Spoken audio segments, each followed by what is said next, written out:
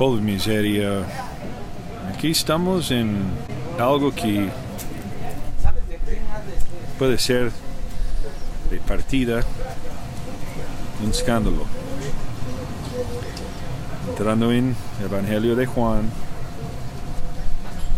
y estamos en capítulo 3, uno de los más importantes versículos que yo he conocido en mi vida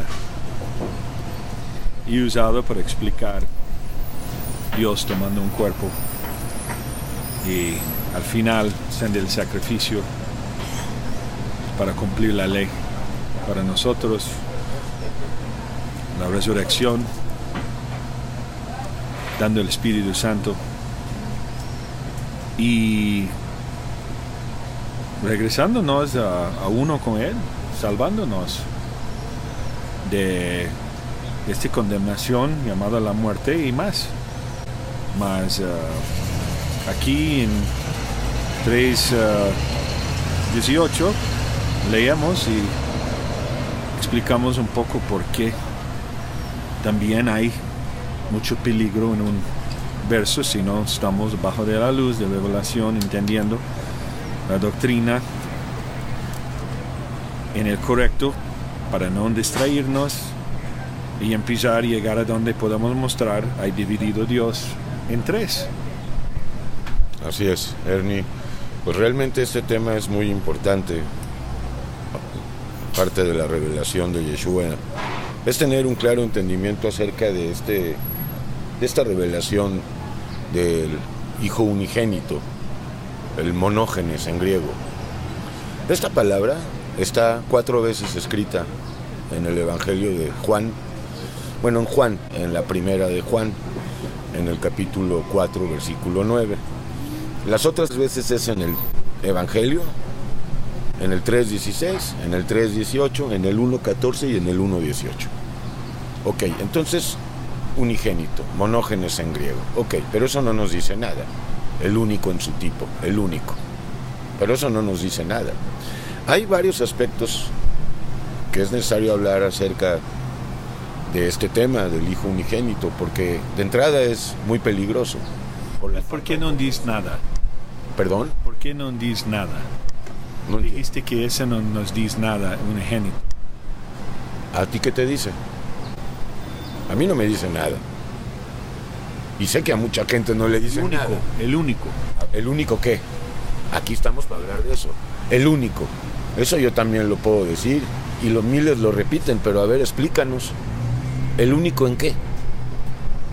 Sin pecado, nació de Dios, es Dios, sin pecado. Esa es la razón por la que estamos haciendo este tema. Yo entiendo quién es el Hijo Unigénito. El problema es que muchos no lo entienden.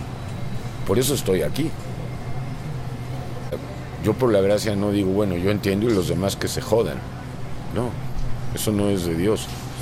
Entonces, bueno, el único que nació sin pecado. Correcto, pero yo te puedo decir otra cosa. También Adán fue creado sin pecado. Entonces, no es suficiente decir que el unigénito es el único que nació sin pecado, sino también hay que decir que es el único que es idéntico en naturaleza y en sustancia que el Padre.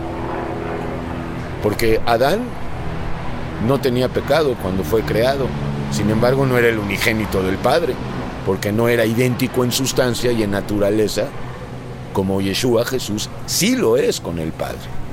Entonces hay una diferencia ahí muy importante entre Adán, que es otro caso de alguien que durante algún tiempo de su vida no hubo pecado en él, hasta que entró el pecado y la muerte en él. Y no por eso era el unigénito. Sin embargo, por ejemplo, de Isaac, hijo de Abraham, también Pablo dice que era el unigénito. Y no era el único, porque este hombre, Abraham, tenía otro hijo, al menos. Sabemos que tuvo muchos más que Isaac y Ismael. ¿Y por qué Pablo se refiere a Isaac como el unigénito? Entonces, hay varias cosas que hay que hablar acerca de esto. También de Isaac se dice que era el unigénito, pero ahí Pablo lo dice porque era hijo de la promesa. Ok, entonces hay varios puntos que hay que hablar de esto. A mí... Él era hijo, y aquí estamos hablando de Dios, el Padre tomando un cuerpo. Así es, por eso es que cambia completamente. Porque Isaac era un unigénito, según Pablo. Sin embargo, tenía hermanos y hermanas. Entonces, vamos poniendo las cosas por orden. El unigénito, sí, porque nació sin pecado, pero sobre todo porque es idéntico en sustancia y en naturaleza, idéntico al Padre. Si no decimos eso, y nada más decimos que es el único sin pecado, entonces estamos parándonos en la doctrina de los testigos de Jehová, o acercándonos a ella, la cual no es ninguna novedad en el mundo, porque esa doctrina de los testigos de Jehová de hacer menor al Hijo, o distinto al Hijo que el Padre, distinto y menor, surgió desde el siglo 100, con el nombre hoy conocido de arrianismo, fundada por un individuo que se llamaba Arrio, el cual decía lo que hoy dicen estas personas que están engañadas, sinceramente engañadas, adorando a un Jesús que no es el verdadero, porque Jesús es idéntico al Padre. No pongan Jesús como hermano de Lucifer. Sí, bueno, ese es otro tema, gravísimo, pero ahorita no es el tema. Y también nos lleva Hijo o la Trinidad, the Trinity. Así es, por eso es que es muy peligroso. Los testigos de Jehová, los trinitarios, se basan mucho en estos versículos de Juan, aunque también se agarran, por ejemplo, de aquella ocasión en que Yeshua dijo: el día y la hora nadie la sabe sino el Padre. Es otra de las favoritas para decir que también en Colosenses, cuando dice que Yeshua es el primogénito de toda creación, ellos descontextualizan, no leen todo el capítulo y dicen: no, pues Jesucristo es la primera creación, es el unigénito. Entonces, esto es peligroso. Todos nosotros vamos a ser idénticos a Él. Exactamente. Este término es peligroso. Y este término es también escandaloso para la mentalidad judía. Y ese es otro punto que quiero abordar. Porque un judío no puede entender tan fácilmente esto del Hijo unigénito, el cual nosotros estamos hoy diciendo que el Hijo unigénito no solamente es unigénito, el único, porque nació sin pecado, sino sobre todo porque es idéntico que el Padre en naturaleza y en sustancia. Y también otra cosa, es el único que nació de Dios y de una mujer, o de Dios con una mujer, por medio del Espíritu Santo. Eso también lo hace unigénito, porque no hay otro que haya nacido así. Adán ni siquiera nació, fue creado del polvo, de los elementos, y Dios insufló aliento de vida en él y dio espíritu. Entonces, este punto del Hijo unigénito es escandaloso para los judíos, porque ellos no entienden, porque tienen el velo, que sencillamente este Hijo unigénito es Dios manifestado en carne, sencilla y básicamente hablando. Y escrituras tenemos muchas. Para empezar, Isaías 7:14, Isaías 9:6-7, Miqueas 5:2, también en Malaquías 3, y bueno, en sombra y figura y en profecía. No terminaríamos ahorita de ofrecer escrituras bíblicas, Génesis 3:15, de que este Hijo unigénito que Juan le llama unigénito, el Hijo monógenes, a este Jesús, no es menor que el Padre, no es inferior al Padre, no es un producto del Padre, no es una creación del Padre. Yeshua es el único engendrado por el Padre directamente, en una mujer, por medio del Espíritu Santo. Y bueno, pues habiendo dicho esto, pues básicamente se ha dicho todo. Resumen. Esta palabra, Hijo unigénito, solo aparece en Juan 5 ocasiones. 4 en el Evangelio, una en Primera de Juan, 4:9. Primera aclaración: no es menor que el Padre, es idéntico al Padre, es Dios manifestado en carne, es ese niño que nos ha sido dado, que nació, es Emmanuel, Si se llega a pensar que el unigénito es menor que el Padre, eso ya es arrianismo o hoy Watchtower, Testigos de Jehová. Y más.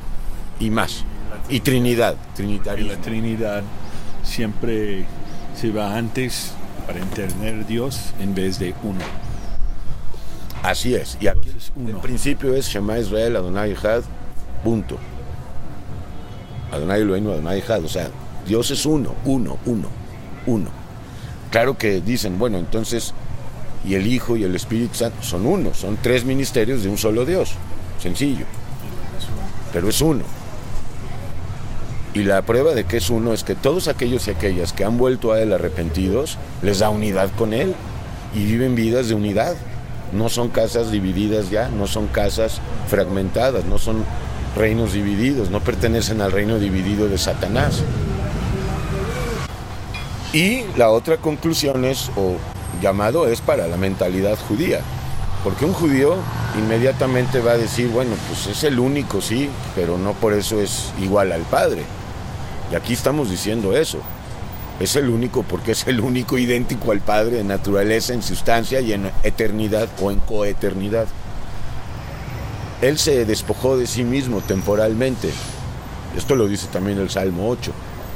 Temporalmente se hizo hombre, tomó un cuerpo para poder, como tú dijiste en el intro, cumplir la ley por nosotros, absolvernos de todas las culpas, vencer al diablo y darnos el Espíritu Santo para poder hoy, viviendo en juicio, por gracia, en la victoria de Yeshua.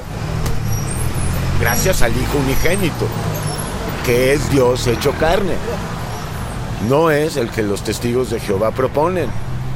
Y si quieres ver que no es el que los testigos de Jehová proponen, ve y observa la forma de vida de ellos, ve y observa sus congregaciones en sus llamados salones del reino y vas a ver que ahí no está Dios.